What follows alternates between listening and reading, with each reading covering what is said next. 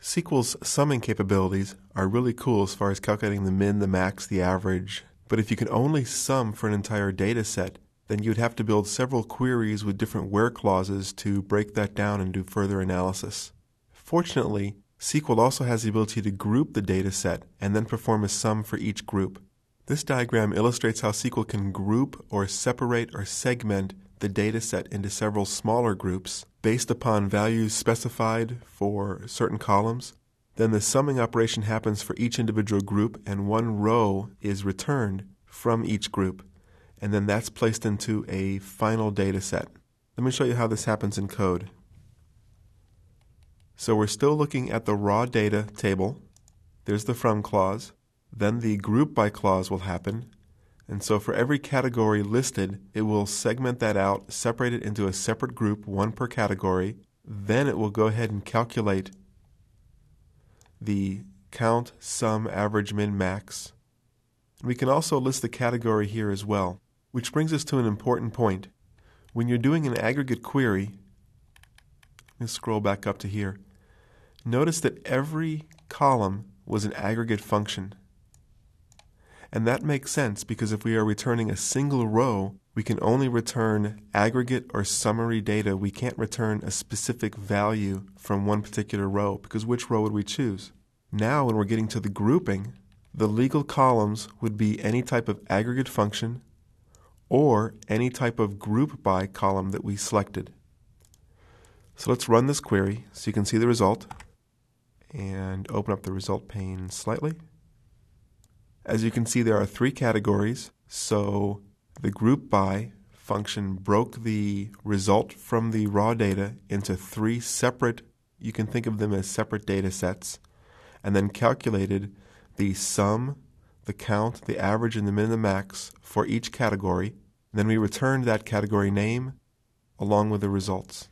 And just to demonstrate that the group by actually does occur after the where clause, so this query takes all the data from raw data, filters the rows to only those of the year 2006, then segments them into different categories, just like the last query, but this time you'll see the where clause pulls back less data because we're filtering it to year 2006.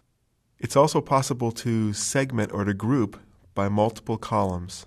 So in this example, we're pulling out the year of the sales date, and then we're also pulling out, using the date part function, the quarter of the sales date. Because we're grouping by two columns, we're also reporting both of those columns in the columns returned, giving the first an alias of year and then an alias of quarter. And then it's the same aggregate functions. Because relational databases segment the data into several different normalized tables, typically we can't get descriptive information from the exact same data that we're grouping by. We want to pull out better descriptions because every column we return must be one of the group by columns or an aggregate function. That presents a problem, and there are a couple of ways of solving that problem. Let me open this up and give us some more room. Just to demonstrate that problem, region is not an aggregate function, and it is not part of a group by, so we can't include that. And just to set up a solution here, I'm going to create a table called raw category, insert a few values there,